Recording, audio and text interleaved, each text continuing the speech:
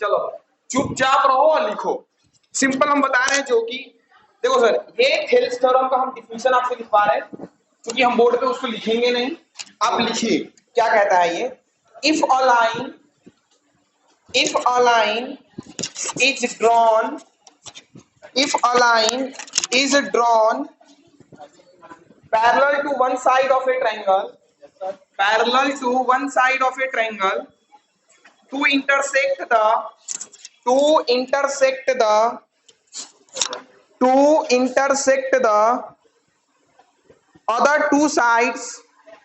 other two sides in distinct points, then the other two sides are divided in the same ratio. फिर से हम repeat कर रहे हैं। If a line is drawn parallel to one side of a triangle to intersect the other two sides in distinct points, then the other two sides are divided in the same ratio. सही है? Then the other two sides are divided in the same ratio. हो गया? सभी आदमी लिख लिए statement को? जो लोग नहीं लिखे हैं यहां आगे बेंच, फटाफट इसको लिख लो।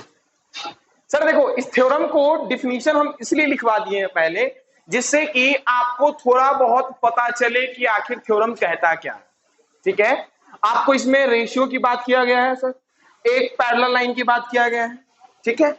और इसको फटाफट लिखिए क्योंकि इस थ्योरम को प्रूफ करने से पहले कुछ हम बेस आपका तैयार करेंगे। क्या करेंगे? बेस।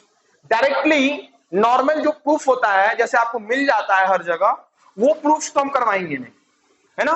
पहले हम आपको आखिरकार इसमें क्या क्या यूज होने वाला है, क्या नहीं यूज होने वाला है ना, वो सभी चीज को हम आपको दिखा रहे हैं, जो कि आप 1 मिनट का समय लीजिए और इसको फटाफट लिखिए जिनका नहीं हुआ है, क्योंकि आपके बुक का है ये, बुक का ही लाइन लिखिए क्योंकि ये सही है। ठीक है ना। अब थोड़ा सा दिमाग लगाएंगे। क्या जो लोग लिखे हैं ठीक है, जो लोग नहीं लिखे हैं हम बाद में लिखवा देंगे। फिर इसको अब जो है ना क्लोज करते हैं। क्या करते हैं? क्लोज। अब कोई आदमी लिख नहीं ना रहा है, देखो जो हम दिखा रहे हैं उसको जरा देखो। ट्रायंगल सब लोग पढ़े हैं, ट्रायंगल सब लोग पढ़े हैं ना, या नहीं पढ़े? जरा एक बात बताओ, ट्रायंगल एक पॉलीगन है सर? हाँ या ना? है ना सर पॉलीगन। आप इसके एरिया के बारे में पढ़े होइए, हम भी पिछली बार पढ़ाए हैं सर क्लास 9th में आपको, कि एरिया ऑफ ए ट्रायंगल क्या होता है sir? Half into base into height, half into base into height, यही होता है, यानी कि जिसको परपेंडिकुलर डिस्टेंस कहते हैं। ठीक है? सिंपल लॉजिक हम दे रहे हैं और आपको हम प्रूफ करते हैं अभी कि आपको ट्रायंगल का एरिया भी निकालने नहीं आता, क्योंकि अगर ट्रायंगल का एरिया अगर आपको आ रहा है निकालने, तो इस थ्योरम में सिर्फ और सिर्फ आपसे हम 5 बार 6 बार जो है ना ट्रायंगल का एरिया ही निकलवाएंगे और ये आसानी से क्या हो जाएगा? प्रूफ हो जाएगा ये। और इस थ्योरम को थेल्स थ्योरम कहते हैं, क्योंकि ये थेल्स जो हमारे साइंटिस्ट रहे, मैथमेटिशियन रहे, उनके द्वारा दिया गया है। और इसको बीपीटी थ्योरम कहते हैं। क्या कहते हैं? BPT, basic proportionality theorem, BPT theorem. ठीक है? दोनों नाम इसका है, सबसे ज्यादा फेमस नेम है थेल्स। ठीक है? सीबीएसई के अनुसार बीपीटी ज्यादा फेमस है और बिहार बोर्ड या अदर बोर्ड के अनुसार थेल्स ज्यादा फेमस है। हालांकि आप में भी थेल्स कम फेमस नहीं, ऐसा नहीं। ठीक? तो थेल्स थ्योरम हो या बीपीटी हो, दोनों एक ही चीज है। ठीक है? Basic proportionality theorem. कोई दिक्कत? अब सर देखिए, अब आप हमको बताइएगा कि ट्रायंगल में आप कितने टाइप के ट्रायंगल पढ़े हैं सर? 2? कितने पढ़े हैं? 2 नहीं पढ़े हैं? 2 पढ़ा है ना सर। 2 टाइप से हम डिवाइड करते हैं, पहला साइड के बेसिस पे, दूसरा एंगल के बेसिस पे। साइड के बेसिस पे हो या एंगल के बेसिस पे हो, आपने एक ही ट्रायंगल का एरिया पढ़ा है ना, half into base into height. और मैंने क्लास 9th में या आपने पढ़ा होगा, जो लोग नहीं पढ़े हैं मेरे से, एक थ्योरम हीरोन्स फार्मूला, है ना। हीरोन्स फार्मूला क्यों आया ये भी मैंने बताया कि आखिर इसका क्यों यूज करते हैं। और इसका कहां पे यूज ज्यादा होता है? कहां पे करते हैं सर? जहां पे हमारे पास परपेंडिकुलर डिस्टेंस निकालने का कोई भी संभावना नहीं होती है। नॉर्मली हम कह सकते हैं किस वाले में? स्केलेन ट्रायंगल में। कैसे में? स्केलेन। हाँ या ना? तो अगर इतना याद है आपको तो हम बस सिर्फ और सिर्फ नाम लिख रहे हैं ट्रायंगल का, क्योंकि बुआ इस थ्योरम में 3 टाइप के कॉन्सेप्ट यूज होंगे। कितने टाइप के? 3। और इस 3 को हम पहले बताएंगे, थ्योरम के समय में हम नहीं बताएंगे, ठीक है? क्योंकि आप खुद बोलने लगेगा थ्योरम कैसा प्रूफ होता है, ठीक है ना? पहला, एरिया ऑफ ट्रायंगल। मैंने आपको पहला ही बोला, क्या? Area of triangle. ये आपको आना चाहिए, है ना? ये आपको आना चाहिए। एक बात बताओ, तीन तीन क्या, 2 ही से हो जाएगा ये? क्या हम बोल रहे हैं जरा सुनो। ये ट्रायंगल है हमारा और इसकी परपेंडिकुलर डिस्टेंस ये है, ए बी सी है, ये डी। आपको ये नहीं जानना है कि ये कैसा ट्रायंगल है, या आपको ये नहीं जानना है कि कैसा ट्रायंगल है। आपको हम बस सिर्फ ये बोल रहे हैं कि हम जो बेस है ना, ये बीसी ले रहे हैं। क्या ले रहे हैं? बीसी। तो आप इसका एरिया बताइए। अभी नहीं बताएंगे, हम कुछ और लिख रहे हैं इसमें, एरिया क्या हो, ठीक? फिर मैंने एक और ट्रायंगल बना दिया इस तरीके से, और मैं इसको कह रहा हूं ए बी सी डी। अब मैंने आपका जो बेस है ये मैंने लिया क्या? बीसी। और मैं जब बीसी लूंगा बेस तब क्या होगा इसका एरिया, और जब मैं बेस इसका एसी लूंगा तब क्या होगा? नेक्स्ट, एक और ट्रायंगल लीजिए सर। कुछ भी हम ले रहे हैं, रैंडम ले रहे हैं, ए बी सी।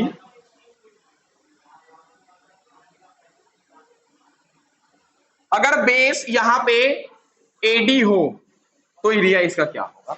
आप अलग अलग केस, इसमें भी 2 केस हम किए हैं, इसमें भी 2 केस आप कर सकते हैं, 3 केस भी कर सकते हैं, ठीक है? चलो सर, इसमें भी हम 3 केस बैठा ही देते हैं।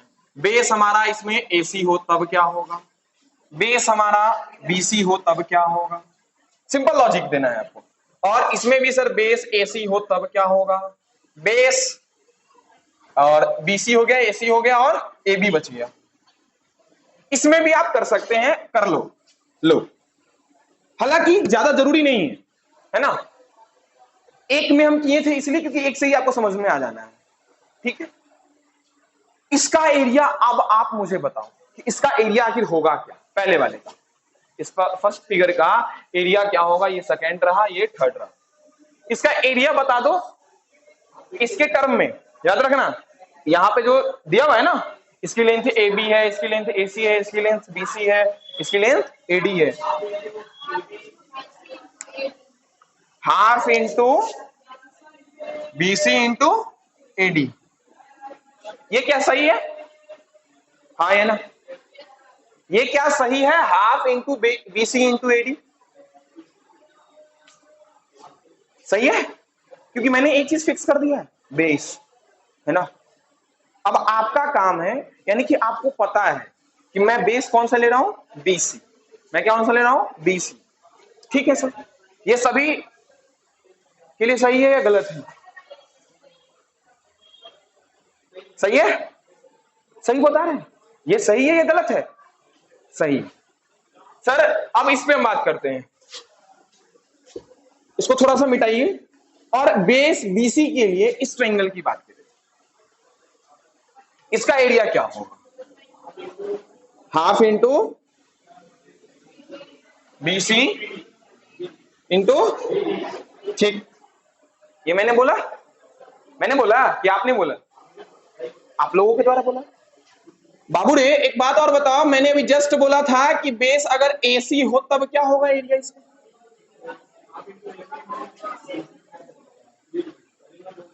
बात क्लियर? तुबा कुछ डाउट लग रहा है इसमें तुम्हें? डाउट मेरे अनुसार तुमको इसमें आना चाहिए। इसमें आ रहा है? सही बात। कितने लोगों को इसमें डाउट आ रहा है इस वाले एरिया में? 2 मात्र? 4? वॉइस में किसी को नहीं आ रहा? बहुत बढ़िया, टैलेंटेड है। नालायक को देखो यहाँ बेस, यहां पे मैंने बोला था कि बेस आपको क्या लेना है सर, एडी सॉरी एबी लेना है, तो एरिया क्या हो जाएगा जरा बताओ, एबी इंटू सॉरी डी है सी डी, हाँ सी डी डी सी आप जानते हैं बात बराबर है। एक और बात बताओ, इसमें 3 केस बना लेते, जगह बहुत है हमारे पास। बेस कितना है सर, आपको मैंने बोला एसी मान के चलो, तब एरिया क्या होगा इंटू सी डी, ठीक है, जगह नहीं लेते हैं और भी काम है। बेस हमारा अगर बीसी होता,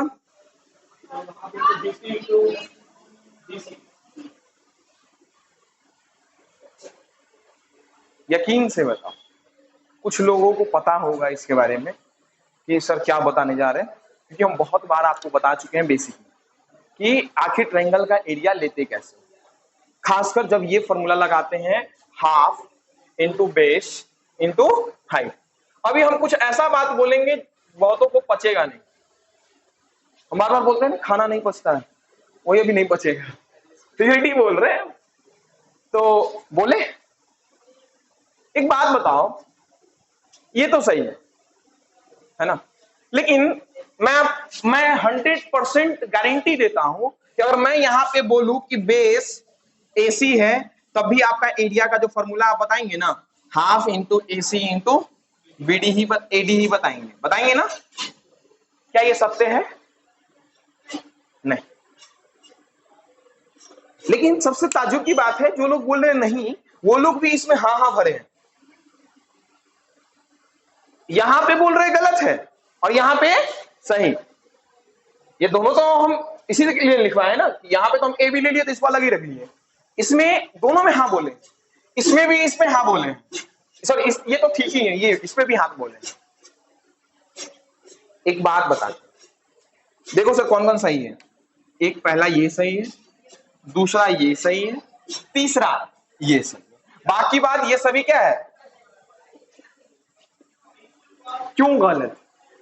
आपको ट्रायंगल का एरिया जब आप लेते हैं, और खासकर ये फॉर्मूला, आपके पास तो दो ही फॉर्मूला है ये ट्रायंगल निकालने का ना, हम बात नहीं कर रहे हैं आइसोसेलेस ट्रायंगल और ये क्या कहते हैं उसको, इक्विलैटरल ट्रायंगल। इक्विलैटरल का तो अकेला फॉर्मूला होता है √3/4 इंटू ए स्क्वायर होता है ना, उसकी बात ही नहीं कर रहे हैं हम, ऐसे जनरल फॉर्मूले की बात कर रहे हैं जो कि हर एक ट्रायंगल पे लगता है, हाँ या ना, क्योंकि √3/4 इंटू ए स्क्वायर कहां से आया है, इसी एस इक्वल टू निकालते हैं ना sir, a plus B plus C by 2, और एरिया लिखते हैं ना sir √S into S minus A into S minus B into S minus लिखते हैं, तो एरिया इसी से निकलता है ना, और इसी से प्रूफ भी हो जाता है √3/4 इंटू ए।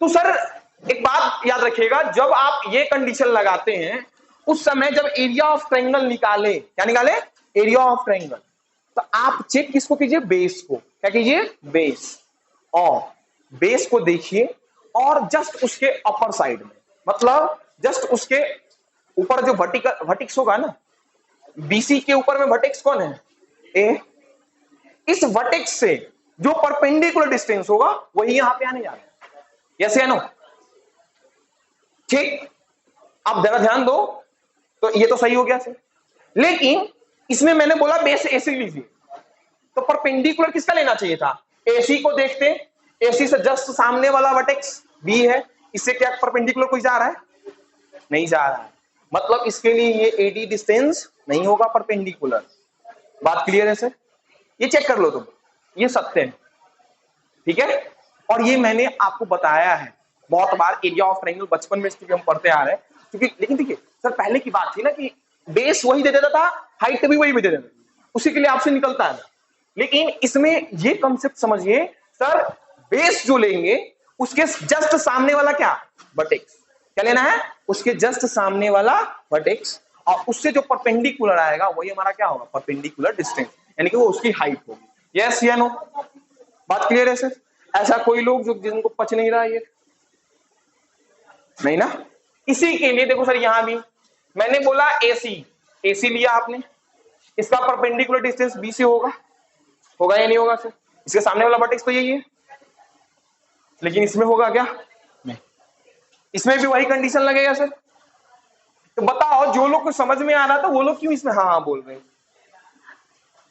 हाँ बताओ। ये पहला चीज सिखाएं सर आपको, एरिया ऑफ ट्रायंगल। बात क्लियर है सर? मैंने बोला ये तो जनरल ट्रायंगल है सर, ये होगा एक्यूट एंगल ट्रायंगल होगा, आइसोसेलेस होगा, स्केलन होगा, उससे कोई फर्क पड़ रहा है? स्केलन तो होगा ही नहीं, क्यों? हाँ स्केलन भी होगा फिर भी चलेगा ना सर, मैंने परपेंडिकुलर डिस्टेंस दिया है। स्केलन कैसे नहीं है? यही तो स्केलन है ना, अलग अलग डिस्टेंस में। हाँ ये लग रहा है कि इक्विलेटरल है, लेकिन मैंने आपको क्या बोला कि इक्विलेटरल है? नहीं, आपको जनरल फॉर्मूले लगाना है। क्या लगाना है? जनरल। अब मैं आपको सिखाऊंगा ऑब्ट्यूज एंगल ट्रायंगल का नाम सुने हैं सर? कैसा होता है वो, इसी के लिए मैंने इतना जगह छोड़ा है इसको, जिससे कि दो कॉन्सेप्ट एक बार में खत्म, क्योंकि अगला वाला भी फिर एक बुड लेगा। और इन दोनों को अगर आपको समझ में आ गया ना, मैं लिखित दे रहा हूं, मुझे थेल्स में एक भी चीज आपको बताने की जरूरत नहीं है, क्योंकि थेल्स पूरा इसी पे है। थेल्स किस पे है? पूरा का पूरा इसी पे है। सिंपल बात। जरा देखिए, इसको मिटा दे या नहीं? कहां रख दिए हम मिटाने वाला? तो जरा देखो क्या हम कह रहे हैं, इसको मिटा दे। गलत चीजों को क्यों रखे हम लोग अपने पास, है ना? वैसे भी हम बिहारी है, काम खत्म पैसा आ जाए, जाओ तुम्हारा जाओ जो भी हो जाए। एक चीज देखो क्या है, लाइट का कंडीशन यही है। ऑब्ट्यूज एंगल ट्रायंगल कुछ ऐसा होता है ना सर, एक एंगल कितना डिग्री होता है? 180 से ज्यादा। यस या ना? एक्यूट अगर ऐसे बनाते हैं सर, राइट एंगल ऐसे बनाते हैं, ऑब्ट्यूज कैसा बनता है बताओ? ऐसा और ऐसा। हाँ या ना? कोई दिक्कत?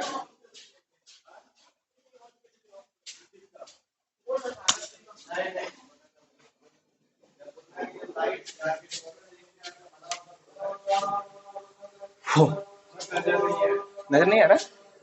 किसको नजर नहीं आ रहा? देख यहाँ देख, चल ऑन ही रहने दे। सर ये ऑब्ट्यूज है, यस या नो? अब इसको बड़ा, इसका ट्रायंगल का एरिया निकाल के दिखाओ हमें। कैसे? जरा देख, इसको होने तो जो हो रहा है। ओवरलोड कंडीशन हो रहा है।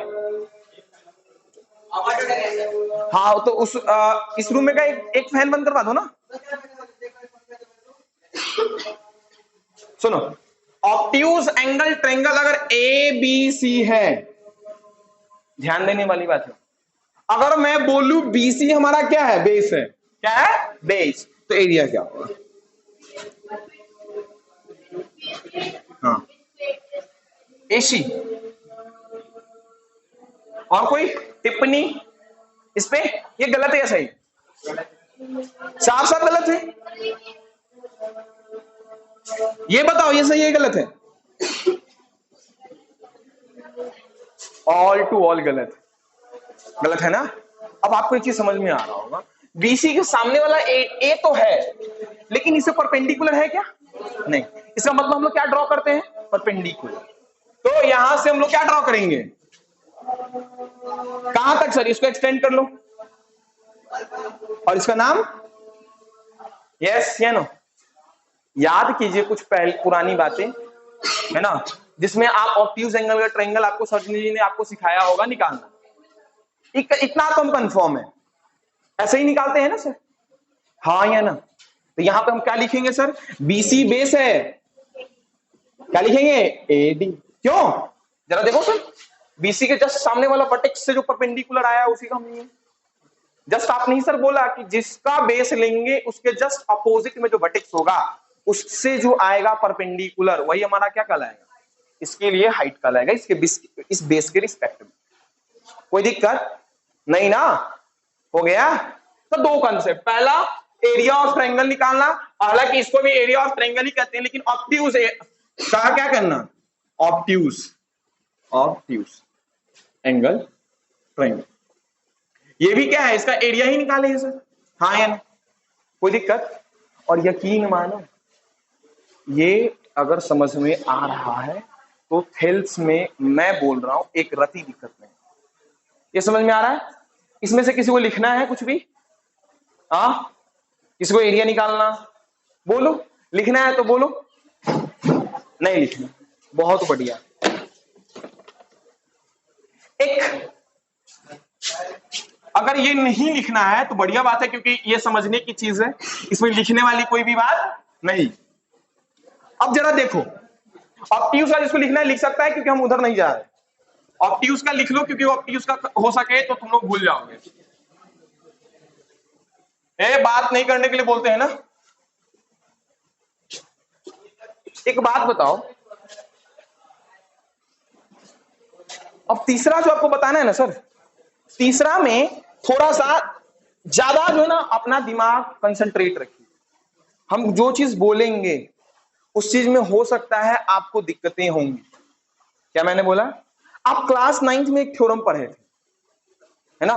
क्लास 9th में एरिया ऑफ पैरेललोग्राम में एक थ्योरम पढ़ाए थे हम, बड़ा अच्छा। क्या है सर थ्योरम? उसको जरा याद करते हैं कि अगर दो पैरेलल लाइन है, क्या है? दो पैरेलल लाइन है और इन दोनों के बीच में, हालांकि पैरेलल लाइन नहीं दिख रहा है, अब सही है, दो पैरेलल लाइन है, इन दोनों के बीच में ट्रायंगल बन सकते हैं ना सर? बना के दिखाते हैं हम अभी आपको अलग अलग पेन से। एक डॉट डॉट लिखते हैं अभी, लेकिन ये समझेंगे आप कि ये लाइन है। क्या है सर? लाइन। पहला ट्रायंगल बना, और भी बन सकते हैं सर।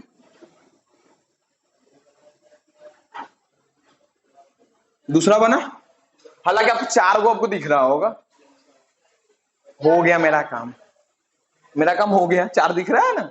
नहीं दिख रहा है? चार से ज्यादा है ये, तुमको चार ही दिख रहा है ना? हो गया, क्योंकि जो हमको चाहिए वही आपको दिखाना है। क्या समझे सर? ये क्या कहता है ये थ्योरम? जिस थ्योरम को हम यूज कर रहे हैं, याद रखो, मैं आपको डायरेक्टली बोलता हूं। आप थेल्स पढ़ेंगे, स्कूल में पढ़े भी होंगे, बहुत खत्म हो गया हुआ थेल्स, क्योंकि बहुत जगह भौकाल ये भी मचता है कि थेल्स पहले पढ़ा दिया जाए, क्योंकि बच्चे को 10th की समझ होती नहीं है, अब पहले ही निकाल देना है इसको पढ़ा के। ज्योमेट्री ऐसे बच्चों को समझ नहीं आती। लेकिन जरा सुनो हम क्या बोल रहे हैं। इस थ्योरम की कोई कहीं भी जिक्र नहीं है। ये पता है जिक्र कहां तुमको मिलेगा? कंक्लूजन में, थेल्स के कंक्लूजन में इसका जिक्र है। ठीक है? ये आपको रटवाया जाता है। क्या करवाया जाता है? रटवाया जाता है कि अगर दो पैरेलल लाइन है ना, और उनके बीच में दो ट्रायंगल इस तरीके से बने हैं कि उनका बेस क्या हो? सेम। मैंने क्या बोला? बेस सेम हो तो एरिया इक्वल। या वो क्या करवा दिया जाता है? 10th में आकर रटवा दिया जाता है। और आपको पता नहीं है ये क्लास 9th में आपके द्वारा थ्योरम पढ़ा गया था। ये क्लास 9th में एरिया ऑफ पैरेललोग्राम का पहला थ्योरम है ना? एरिया जो हमारा है ना, एरिया ऑफ पैरेललोग्राम थ्योरम वाला, उसका पहला थ्योरम है। ठीक है? तो इसको जरा याद कीजिए, ये थ्योरम कहता क्या है। ये तो दो के लिए, चूंकि थेल्स में दो ही के लिए आता है इसलिए दो के लिए बोलता है। लेकिन आप थोड़ा याद रखो, इनवर्सली याद रखो। क्या? कि अगर सर सेम हमारा दो पैरेलल लाइन है, ठीक है, अगर पैरेलल लाइन नहीं किसी को दिख रहा तो पैरेलल लाइन सही से बना लेगा आपने। दो पैरेलल लाइन, ठीक, और इसमें ट्रायंगल बन रहे हैं सर, और इसमें से अगर हम दो या दो से अधिक ट्रायंगल, दो या दो से अधिक, टू या मोर देन टू ट्रायंगल का अगर बेस सेम हो, क्या हो सर? बेस सेम हो, तो उनका एरिया भी क्या होगा? यस या नो? मैं नाम दे रहा हूं लाइन को, तो नाम हम दे रहे हैं एल और एम। हम नाम दे रहे हैं ए बी सी डी और ओ। ठीक है? अगर मैं बोलूं कि सर अगर ये थ्योरम होता है तो इसमें आप एरिया निकाल के दिखाओ। सर जरा देखो, बेस सेम की बात की है, और वो बेस कहां होना चाहिए पता है सर? या इस पैरेलल लाइन पे हो या इस पैरेलल लाइन। बात क्लियर है सर? बेस सेम का मतलब क्या? इसी पे होगा ना, तो इस पे होगा बेस। तो सर देखो, area of triangle A D B, क्या हम बराबर लिख सकते हैं एरिया ऑफ ट्रायंगल क्या?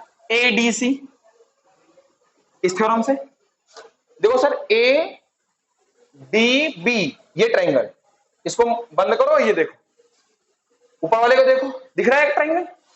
और अब हम कह रहे हैं A D C, A D C मतलब इसको बंद करो, ऊपर वाले को। बेस क्या सेम दिख रहा है? यस या नो? दिख रहा है ना? तो ये ट्रायंगल का एरिया क्या होगा? बराबर होगा या नहीं होगा? थ्योरम अभी जस्ट आपको बताएं। ठीक है, नेक्स्ट। सर ये दो है, दो से ज्यादा भी हो सकते हैं, कैसे होंगे देखो जरा। हम मान लो कि ऐसा बना देते ट्रायंगल, एक ट्रायंगल ऐसा बना देते, तो इसमें भी हम लिख सकते थे एरिया ऑफ ट्रायंगल ए, इसको नाम दे दो ई, ए डी ई, बराबर है या नहीं बराबर है ना? बेस सेम है ना सर? बेस क्या है गुरुजी? सेम। हाँ या ना? बात क्लियर? सही है। इसी तरह बेस आप इसको भी बना सकते हैं सर। ये हम इसलिए बोल रहे हैं क्योंकि जस्ट आपको हम ये दिखाएंगे आपके थेल्स के इसमें फिगर में, है ना, और इसको हम यूज करेंगे। क्या करेंगे? यूज। तो आप याद रखेंगे क्या कि अगर दो पैरेलल लाइन है और उनमें बने दो या दो से अधिक जो ट्रायंगल है उनके बेस क्या है? सेम है, और वो पैरेलल लाइन में से ही कोई एक है, तो उनका क्या होगा? सर सेम का मतलब क्या? बेस सेम तभी ना होगा जो एक ना एक पैरेलल लाइन पे ही होगा ना सर। यस या नो? तो सर अगर बेस सेम है तो एरिया क्या होगा? इक्वल होता है।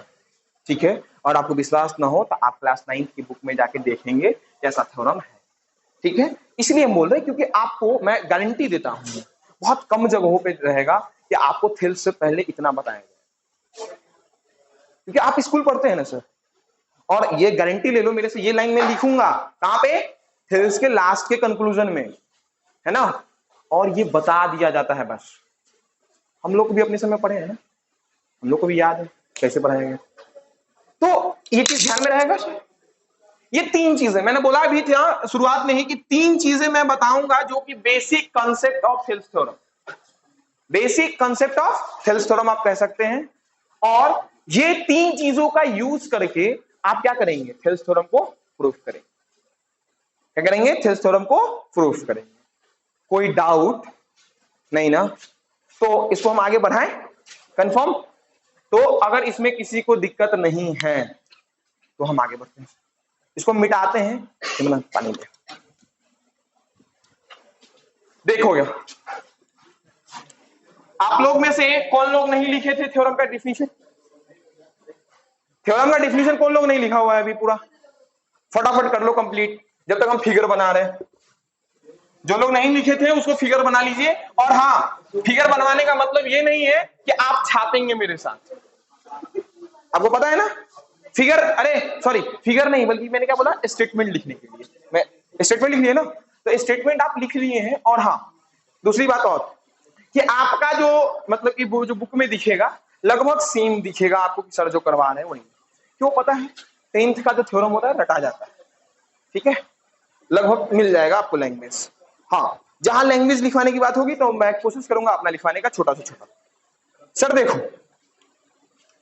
कौन नहीं लिखा है, फटाफट इसको दिखाओ। नहीं, तुमको याद हो जाएगा यही वाला, क्योंकि हम भी यही लिखवाएंगे। हम बिना देखे हम ये वाला लिखवाएंगे। क्यों पता है? ये पहली चीज तो आपको अपने स्टूडेंट करियर में ही याद हो जाता है ना, इतना बार आपको प्रैक्टिस करना पड़ता। अरे हाँ, एक और बात बताते हैं। कभी कभी जिनका बोर्ड सीबीएसई है या बिहार बोर्ड है, बिहार बोर्ड में पहले क्या होता था, मीडियम आप लोगों का इंग्लिश है नॉर्मली, तो उसमें क्या करता है ना कि पहले पूछता था बीपीटी थ्योरम को प्रूफ करने के लिए थेल्स को। इसके लिए जो ना बच्चे लगातार इसकी प्रैक्टिस करते थे। इसको क्वेश्चन छोड़ो, इसको प्रैक्टिस करते थे क्वेश्चन थ्योरम को प्रूफ करने के लिए। ये हो गया, है ना? ये क्या कहते हैं, एक और पढ़ाते हैं ना सर बड़ा अच्छा, H square equal to P square plus B square, है ना, पाइथागोरस थ्योरम, है ना। इस थ्योरम को भी हम प्रूफ जब करवाएंगे तो इसको भी बच्चे क्या कर लेते हैं, याद कर लेते हैं। और इसके कन्वर्स को भी, मतलब याद उसको इनको इसलिए हो जाता है क्योंकि जो प्रैक्टिस जो करते हैं ना उसमें छप जाता है। और आपको लगेगा उसी तरह हम लोग का भी साथ भी हुआ है, हम आप पढ़े भी इसी तरीके से है। और आपको जब हम पढ़ा रहे हैं तो कुछ सालों से पढ़ा रहे हैं तो उसके कारण याद है, कह सकते हो, क्योंकि वही चीज को दोबारा हम पढ़ा रहे हैं ना आपको, है ना। तो लगभग मिल जाएगा। हालांकि 9th में ऐसा नहीं होता है, लेकिन 10th में ऐसा होता है। 10th में पूरा का लगभग मिल जाएगा। तो सर जरा देखो, यहां तक की नेमिंग याद है, मेरे से पूछ लो, है ना। नेमिंग मेरे से पूछ लो इस बुक की, ABCDE M और N, मतलब कि इस तरीके से जो है ना दिमाग में रहता है। आप देखिए फिगर को, हम आप ही से पूछ रहे हैं फिगर के बारे में। लिखो उसका स्टेटमेंट, लिख लिए? हम फिगर बस बना रहे हैं, इसको जरा देखो। फिगर को कहां पे बनाते हैं जरा बताओ। यहां देखो, फिगर कहां बनाते हैं? गिवन, इसके बाद क्या लिखते हैं? टू प्रूव, कंस्ट्रक्शन और प्रूफ। इनके बीच में, इनके जस्ट सामने क्या लिखते हैं सर? फिगर में हमारा कहा है कि एक ट्रायंगल है, लिख लो सर एक ट्रायंगल है, ऐसे बनाओ। कोशिश करते हैं सर थोड़ा सा बड़ा फिगर बनाने का, बन जाए तो अच्छी बात है, नहीं बने तो फिर भी अच्छी बात है।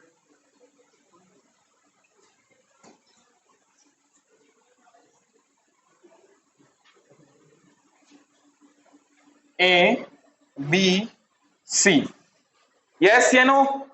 सही है। और आपको बोला है कि एक ट्रायंगल में क्या करना है? एक पैरेलल लाइन खींचना है। क्या करना है? एक पैरेलल लाइन खींचना है।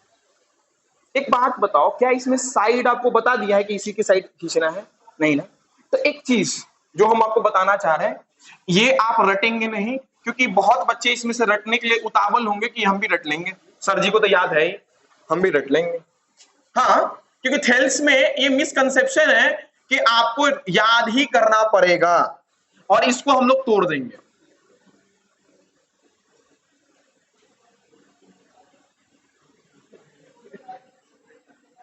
ये नालायक, देख सही बोले थे ना, एम इधर एन इधर, तो ये गधा है, एम आई, अच्छा एल है, लो एल कर लो, हम तो एन पे करते हैं। अरे एन करो रे, मेरा भी लेके चलो ना, बार बार बोलते हैं, ये इंप्रूवमेंट की चीजें हैं।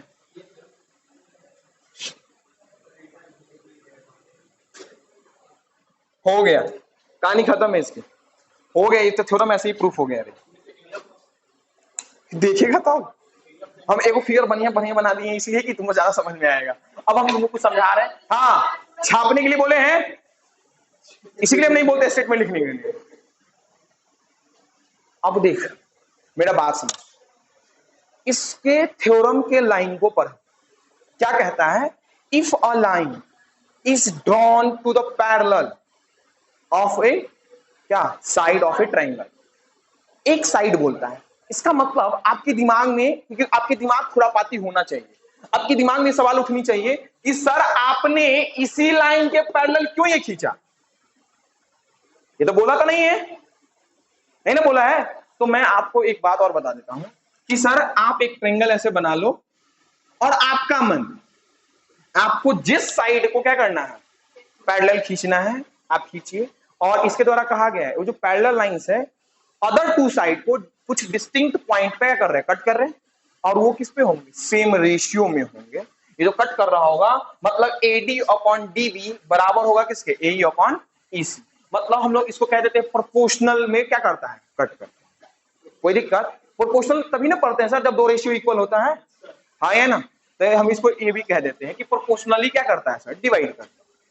ठीक है, आप, मैंने बोला कि आपका मन कि नहीं सर हम इस लाइन के पैरेलल खींचेंगे, तो इससे भी थेल्स थ्योरम प्रूफ होगा, इससे भी क्या होगा, थेल्स थ्योरम प्रूफ होगा। नेक्स्ट, अगर आपका मन, गुरुजी आप, उसने बोला इससे, आपने बोला इससे, मैं बोलूंगा इसको, तो कोई दिक्कत नहीं है, इसको भी ऐसे कर लो, फिर भी तो ये दो डिस्टिंक्ट पॉइंट अदर को काट रहा है ना, इससे भी थेल्स सही है। लेकिन एक बात बताओ, और एक और केस जो कि हम बनाए हैं, जो कि हम उसी पे प्रूफ करेंगे, एक ही है, तीन ही केस पॉसिबल है सर, तीन तरीके से फिगर बन सकता है। बाकी बात कहानी तो हम वही सेम करेंगे जो हम किए हैं उसमें। हालांकि फिगर मेनली आपका इतना ही है, ये सब कंस्ट्रक्शन का पार्ट है जो हम डॉट डॉट और जो परपेंडिकुलर डाले हैं हम कंस्ट्रक्शन में लिखेंगे। ये जो तीन है, इन तीन केस में आपको आसान केस कौन लग रहा है, जरा आप हमको जज करके बताओ। सीधा वाला? क्यों सर? उल्टा देखने में दिक्कत होता है, इसको तो पूछो ही मत, इसका तो क्या देखना पड़ेगा, नहीं साइड व्यू देखना पड़ेगा, इसका फ्रंट व्यू, टॉप व्यू देखना पड़ेगा, है ना। टॉप व्यू का मतलब ऊपर से देखने पे, फ्रंट व्यू का मतलब सामने से देखने पे, साइड व्यू का मतलब ऐसे साइड से देखने पे। इंजीनियरिंग ड्राइंग की ये चीजें हैं जो कि आप यूज करेंगे, ठीक है। हाँ है ना, आप जो देखते हैं इसका फ्रंट व्यू देखते हैं, क्या देखते हैं, फ्रंट व्यू। देखो सर हम आपको दिखाते हैं फ्रंट व्यू कैसा, इसको देखो आगे कैसा दिख रहा है सर, एकदम ऐसे। अब इसको टॉप से देखोगे तो कैसा दिखेगा, ये दिखेगा ना, ये बॉटल का सिर्फ और सिर्फ ये दिखेगा जब इसका प्रोजेक्शन डालोगे, ठीक। साइड व्यू देखो तो सर ऐसे, ये कुछ ऐसा ऐसे ऐसे लहरदार दिख रहा है आपको, है ना, लहर जो लहर, तो ये साइड व्यू है। साइड ये सब देखने का तरीका है ना। तो चले कौन क्यों वो ले रहे हैं ये समझ में आ रहा है, हमें सहूलियत हो, क्योंकि हम लोग बहुत सेल्फिश इंसान हैं। और बड़े लोग ने कहा है कि जब तक सेल्फिश नहीं बढ़ोगे तब तक स्टडी में आगे नहीं बढ़ोगे। सेल्फिश का मतलब हम ही नहीं कहते हैं ईर्ष्या करो, बार बार बोलते हैं ये बात। सेल्फिश दो मतलब है कि अपने पढ़ाई को ज्यादा मोहलत है ना, ये नहीं उसका नंबर ज्यादा आ गया मेरे से कैसे तेज हो गया, हम उसको क्वेश्चन बताएंगे नहीं, नहीं, इसको कहते हैं ईर्ष्या। हम एक कहानी सुनाते हैं सर। हम लोग क्लास 8 में जब थे बिहार बोर्ड में, तो हम लोग एक मेरे जो कोचिंग के संस्थापक है झाजी सर, जो हम जिसमें पढ़े हैं, उन्होंने एक कहानी सुनाया था, एक वकील और एक LIC एजेंट की, ठीक है, दोनों पड़ोसी थे। सबसे खुशकिस्मत की बात ये थी कि दोनों घर से मतलब कि भरे पूरे थे, सबके पास अच्छा अच्छा पैसा था, अच्छी अच्छी गाड़ियां थी, लेकिन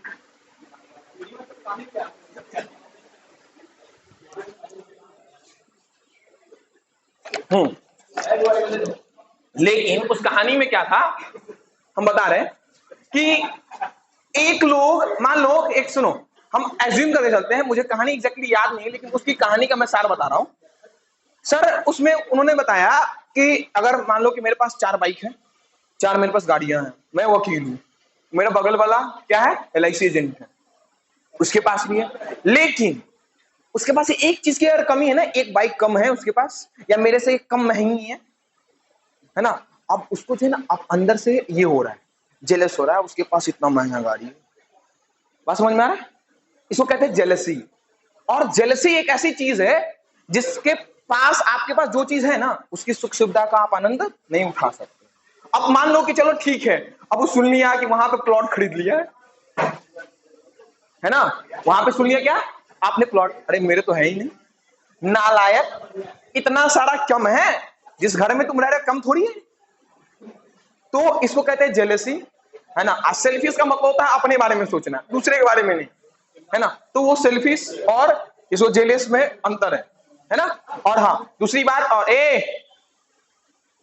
अपना बात करने लगा कि हम किससे जलते हैं हाँ नहीं काम किया है। तो देखो सर, हाँ एक कंपटीशन की भावना आनी चाहिए आपके अंदर कि इससे हम अच्छा करेंगे, ये नहीं कि कभी दोस्त को गड्ढे में डाल दो। दोस्त को बताइए, हमेशा सपोर्ट कीजिए, लेकिन जेलस नहीं है ना। इसको ईर्ष्या कहते हैं, ये कहानी का नाम ही था ईर्ष्या। तो हमारे टीचर्स ने यही सिखाया है कि कभी भी किसी ईर्ष्या नहीं करनी चाहिए। मैंने आपको बहुत इस हाल फिलहाल में कहानी सुनाया था मैंने एक अपने कॉलेज का, कि एक लड़का बोलता है कि मैं टॉपर रहा हूं, टॉपर की हेकड़ी में निकाल देता हूं। टॉपर हो तो मतलब अपने लिए थोड़ी हो, हम जो बोल रहे वो करो, क्योंकि हर एक दिन सभी का समय आता है ना। तो आके नीचे गिरता भी है, टेंशन नहीं लेना है इस समय। इसकी हम बात करेंगे थोड़ी थोड़ी। क्या गिवन है, गिवन तो हम लिखेंगे लाइन पढ़ने के बाद। गिवन क्या क्या है, चुपचाप रहेगा गिवन ट्रू प्रूफ लिखने में। इन ट्रायंगल ABC, क्या है sir, in triangle ABC DE parallel to क्या है सर, BC है, ये दिया हुआ है ना सर, DE पैरेलल टू, हाँ या ना, ये दिया हुआ है। गिवन तो यही है ना कि DE पैरेलल टू BC, ठीक है, एंड DE इंटरसेक्ट्स, क्या नहीं दिख रहा है,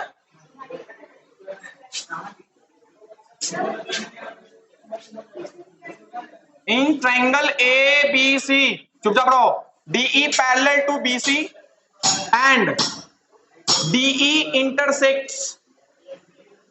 इंटरसेक्ट्स क्या, AC and AB, AC and AB at at E and D respectively. ठीक है, कोई डाउट? अगर इससे नहीं दिख रहा है तो हम इस स्लाइड को बंद कर देते हैं। हो गया? लो पता होने रहे, बात सही है। रिस्पेक्टिवली एट ई, एसी को कहां पे काट रहा है? ई पे, और एबी को कहां काट रहा है सर? डी पे। कोई दिक्कत? इससे ज्यादा कुछ दिया हुआ है क्या गिवन में? नहीं। प्रूफ आपको क्या करना है सर? टू प्रूफ में ए डी अपॉन में क्या D B equal to A upon में इस। यस या नो? हाँ या ना ये बताओ। सही है। और हमेशा देखिएगा सर कॉरस्पॉन्डिंग साइड से। अब कंस्ट्रक्शन क्या क्या किए हैं सर? देखो, draw DM perpendicular to AC and EN perpendicular to AB and, यही दोनों किए हैं। DM परपेंडिकुलर हम ड्रॉ किए हैं कहां पे? AB पे। और EN परपेंडिकुलर कहां पे डाले हैं सर? AB पे। और क्या किए हैं sir? And join D to E, E है नालायक, D to C and E to B। हाँ या ना? सही है। इतना ही कंस्ट्रक्शन है सर। और एक और बात, इतना अगर हो गया है तो कुछ बात कर लेते हैं। बेचारा आदमी है ना, तेरे को भी निकालेगा, टेंशन नहीं ले। बड़ा आसान दिखता है, कितना सुधा शरीफ खड़ा है, न जाने इस पे कितने सीजीएल के बच्चों को खा गया होगा ये। हाँ, सीजीएल में क्वेश्चन पूछते हैं इस पे, फिल्स पे। नालायक ऐसे होते हैं कि क्योंकि सीजीएल में जाके टेंथ की चीजें भूल के आते हैं। अरे यही ना एडवांस मैथ है, ज्योमेट्री। यही ज्योमेट्री तो क्या है सर? Advance math. बात करना जरूरी है तुमको लग रहा है। चलो, हमें निकालना क्या क्या है सर? ADE और AED। ठीक है, चलो हाँ। हमें कुछ चीजें बताओ, क्या क्या हम लिख सकते हैं? क्या क्या लिख सकते हैं? एरिया ऑफ ट्रायंगल ADE कितने के बराबर होगा? रुक जा, अभी बोलेगा नहीं। ट्रायंगल किसका? ADE का एरिया हम पूछें। सर जी अब थोड़ा सा क्लियर और कीजिए, आप किसको बेस मानना चाह रहे हैं? मैं बोलूंगा कि सर इस केस में आप AE को, किसको? AE को क्या मानिए? बेस मानिए। ठीक, क्योंकि ADE की बात कर रहे हैं तो मैंने बोला कि AE को क्या मानिए? बेस। तो एरिया क्या हो जाएगा sir? Half into base into height होता है सर।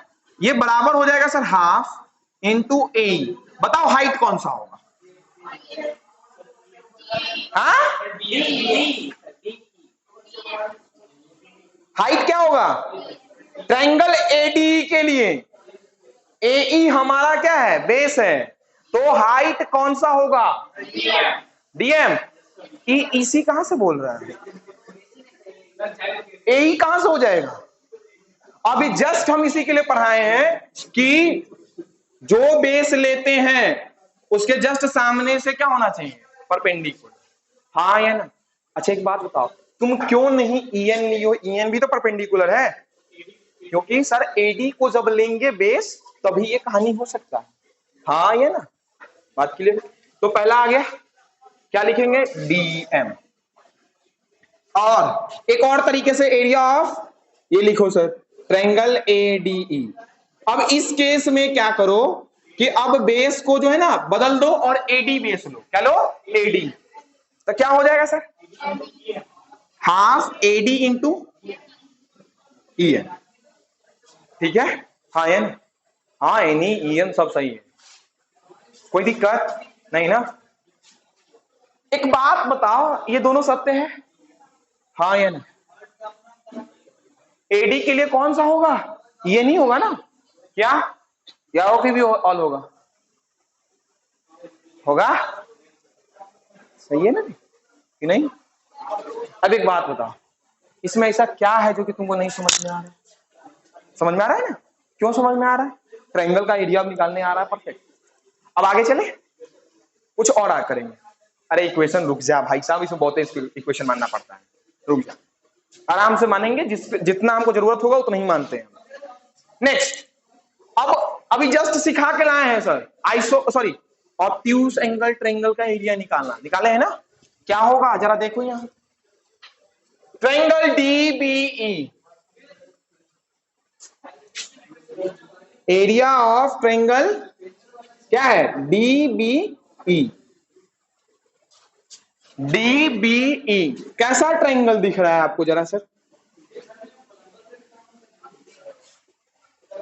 इसका एरिया बताइए मुझे, कब पता है, जब इसका बेस क्या हो, बीडी, क्या हो, बीडी, तो क्या हो जाएगा सर, हाफ इंटू बीडी, इसके लिए हाइट बताओ, क्या, ए बी, भाई साहब ए, खोपड़ी दिमाग पे है ना, तो ए बी हाइट है,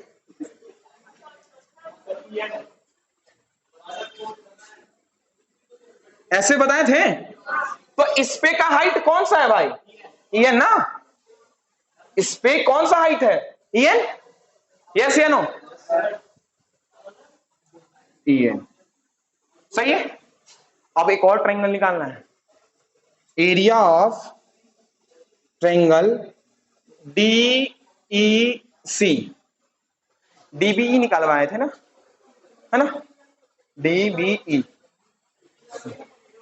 डीसी कर लो या डीबी कर लो, कोई दिक्कत नहीं है ना, सही है। इसका क्या होगा, जब हमारा बेस जो होगा ईसी होगा, बेस क्या होगा, ईसी, ये बताइए हमें, ईसी अगर बेस है तो परपेंडिकुलर क्या होगा, डीएम होगा क्या, साइन होगा, ये बात सही है। अब हो गया, अगर ई चार को निकाल लिया ना भाई मेरे, तो आसानी से हो गया, अब कोई टेंशन नहीं है, ठीक है, हाँ या ना, इतना के लिए हम आधा घंटा पहले वो बताएं, रियलिटी बात यही है कि एग्जैक्टली हम यूज क्या करते हैं और क्या नहीं यूज करते हैं। अब हम पता है इसमें क्या करेंगे, इक्वेशन को मानेंगे, है ना, इसमें लेके आ पाएंगे, इक्वेशन को हम क्या करेंगे, मानेंगे, है ना। अब जरा सर इक्वेशन मानना सिखा रहे हैं, यहां है, इसमें पानी नहीं ठीक लगता सर, अब हम आपको इक्वेशन मानना सिखा रहे हैं, लाना क्या क्या है वो जरा देखो पहले, एडी बाई डीबी कब आएगा, पहला ये और दूसरा ये, हाँ या ना, सही है या गलत है, सही है ना भाई मेरे, अरे कहां ध्यान है तुम लोग का, याद रखो जितना आसान हम बता रहे हैं उतना है नहीं है, और जितना आसानी से आपके दिमाग में जा रहा है उतना आसान से ये जाता नहीं, इसके लिए कंसंट्रेट रहिए, है ना। मैंने बोला लाना क्या है sir, AD upon DB, AD मेरे पास कहां है सर, ये, और डीबी कहां है सर, ये, है ना, बीडी को हम डीबी लिख सकते हैं ना सर, कि नहीं लिख सकते हैं, लिख सकते हैं, लो लिख ही लो, कोई दिक्कत नहीं है, जो लाना है वही लिखो, सही है। तो यानी कि पहला काम, इन दोनों का हमें क्या लेना होगा, रेशियो लेना होगा, पहला चीज। दूसरा एई अपॉन ईसी लाना है सर, एई और ईसी, यानी कि इन दोनों का क्या लेना होगा, रेशियो। तो लिखो, इसको इक्वेशन 1 मान लो, इसको इक्वेशन 2, इसको इक्वेशन 3 और इसको इक्वेशन, ठीक है, कोई दिक्कत नहीं ना। अब 1 मिनट का हम समय दे रहे हैं आपको, इसको अच्छे से देखिए, अगर इसमें कहीं पे दिक्कत है तो बोलिए, फिगर से लेके एक बार रिवाइज कीजिए, क्योंकि अब हम इसको डायरेक्टली अब रेशियो बनाएंगे, ठीक है। अब अच्छे से देख लो एक बार,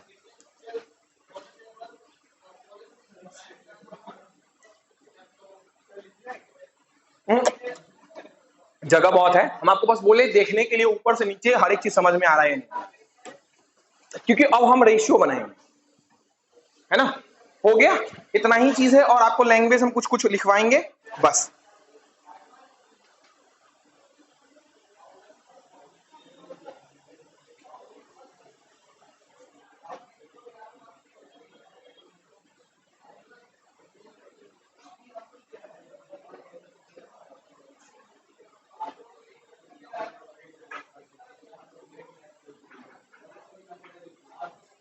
बताओ ना, सही है। थोड़ा थोड़ा मॉडिफाई करेंगे एक दो जगह पे, जहां पे हम पूरा एरिया लिखे वहां पे एरिया नहीं लिखना है, यहाँ पे लिखना क्या है सर, एआर। यहाँ पे क्या लिखना है, एआर, क्योंकि एआर लिख दिए तो इतना का जरूरत नहीं रहता है, एरिया लिख देते हैं ना तो इतना का जरूरत नहीं पड़ता है, ब्रैकेट हटाना पड़ जाएगा, इसी के लिए एआर लिखते हैं प्रूफ करने में। सही है। और एक चीज और, ये वो आगे पीछे कर दो, क्योंकि एडीई और एडीई दो बार नहीं लिखते, ठीक है। एक बार एडीई लिए, एक बार एईडी लिए, हालांकि दोनों का वैल्यू क्या होगा, सेम ही होगा सर, इतना तो हम जानते हैं। अब हम क्या कर रहे हैं सर, रेश, क्या लेना है, रेश। क्या करोगे,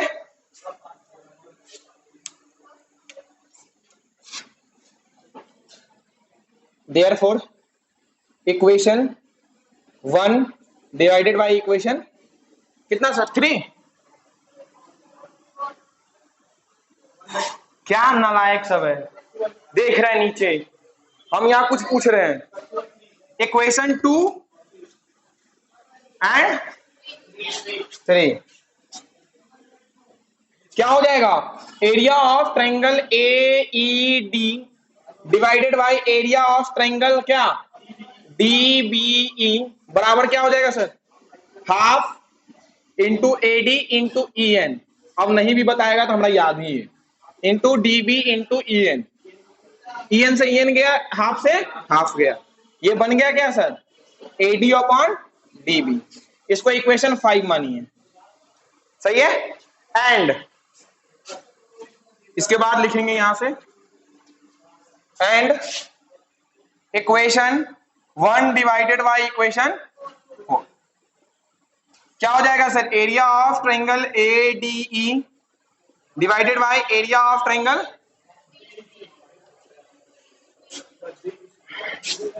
एक मिनट,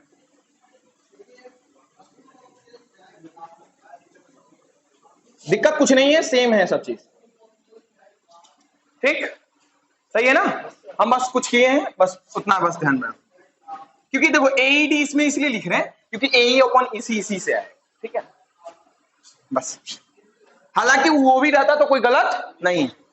ट्रायंगल क्या लिए थे सर, डीईसी या डीसीई लिए थे, डीईसी लिए, कितना है सर, ये हाफ इंटू एई इंटू ईएन है, अपॉन में हाफ इंटू ये इसी इंटू ईएन, ईएन से गलत कट रहा है, डीएम है, ईएन बोल रहा है, नालायक।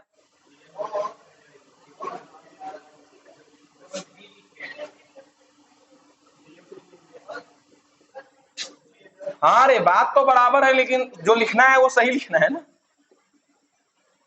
हाँ कुछ भी लिख देगा, सही है ना। लेकिन दिक्कत हो रहा है होगा एक चीज में तुमको, सर इसको इक्वेट नहीं कर सकते, इक्वेट कर सकते हैं क्या, नहीं नहीं कर सकते हैं, सही सही बताओ, इक्वेट कर सकते हो, कैसे कर लेगा, नालायक। एडी एडी के बराबर है, लेकिन क्या हम बोले हैं कि डीबी डीसी के बराबर है, ऐसा तुम्हारे पास है कुछ, है। अभी जस्ट तीसरा नंबर थ्योरम पढ़ा है ना, क्या पढ़ा है कि अगर दो पैरेलल लाइन के बीच में बने ट्रायंगल्स का क्या बेस सेम है तो उनका एरिया क्या होता है, कोई दिक्कत नहीं। तो एक चीज, पहला चीज तुम लिख देना यहाँ पे, क्या क्या लिखना जरा देखो, हंसी आ रहा है तेरे को, रुला देगा ये थ्योरम, हम मजाक नहीं कर रहे हैं, इसके क्वेश्चन बनाने में रुला दोगे, बड़ा आसान बनता है ऐसा क्वेश्चन, और ये खुद, लेकिन रो दोगे क्वेश्चन बनाने में। तो हम जितना आसान बना रहे उतना आसान तुम लोग ले नहीं रहे, वही हम कहते हैं कि बड़ा टफ है, रट के आना, तब तो आराम से देखते रहे भाई साहब कैसे रटना पड़ जाएगा। क्या? Since area of triangle ADE बराबर है किसके? ट्रायंगल एरिया ऑफ एई। हाँ या ना? दोनों तो एक ही चीज है ना सर? हाँ या ना? बराबर है। एंड डीबीई, यहां देखो डीबीई सही है, और डीईसी दोनों का बेस डी है क्या? है ना? ये वाला बेस डी है, कॉमन है, सेम है, तो और ये दोनों पैरेलल के बीच में है, तो हमारा क्या हो जाएगा? ये एरिया क्या हो जाएगा? सेम। तो कंक्लूजन लिखना पड़ेगा ना। अभी हम जस्ट थोड़ा देर पहले बोले थे कि थेल्स के लास्ट में कंक्लूजन में लिखने के बाद ही वो क्या होता है? आता है। ठीक है ना? तो लिखेंगे, और इसका जो है ना, लिखते क्या है कि क्या लिखे हैं? हाँ, सिंस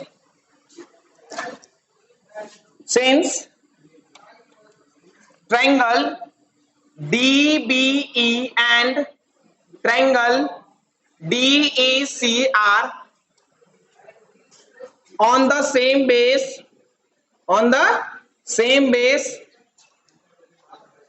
DE and between आप पूरा लिखेंगे, and between the same parallel line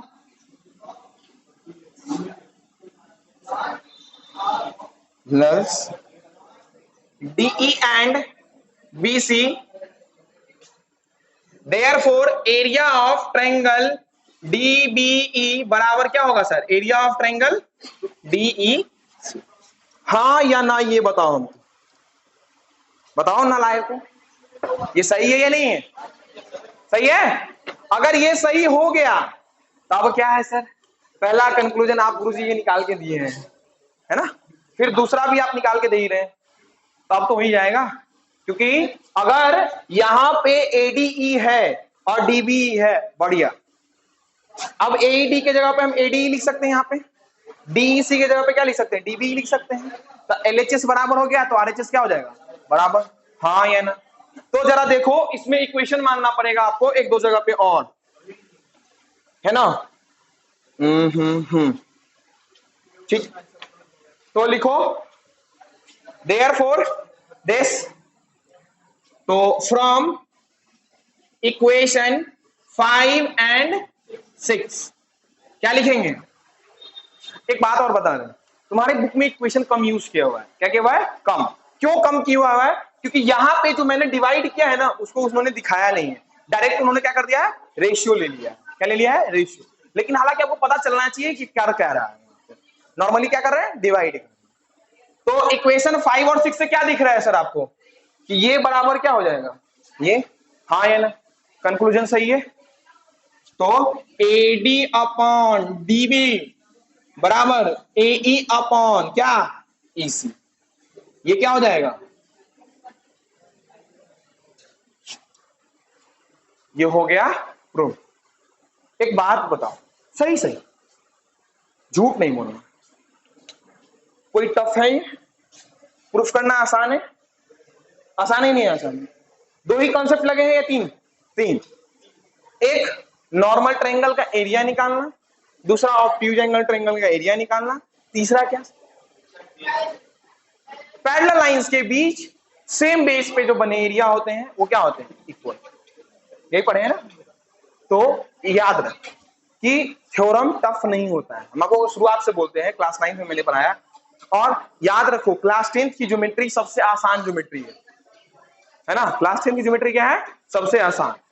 और इसको 5 क्लास के बच्चों को भी समझाया जाए ना तो ये समझ में आता है, लेकिन 9th क्लास की ज्योमेट्री 5 क्लास के बच्चों को समझ में नहीं आती। ठीक है? तो हाँ, 5 6 सब समझ जाता है इसको, सिर्फ समझाने का तरीका है ना? तो ये हुआ समाप्त, ये थ्योरम।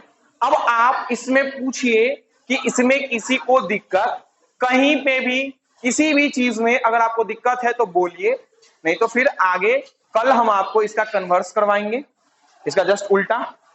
आपको उसमें देगा क्या? गिवन में ये देगा, प्रूफ करने के लिए कहेगा कि डी पैरेलल टू बीसी होता है, ये प्रूफ कीजिए। ठीक है? तो अगर आप इसमें कोई दिक्कत नहीं है तो इसको लिख लीजिए। ठीक है? फिर मिलेंगे कल। और हाँ, इस थ्योरम को कम से कम आप 10-10 बार लिख के लाएंगे, याद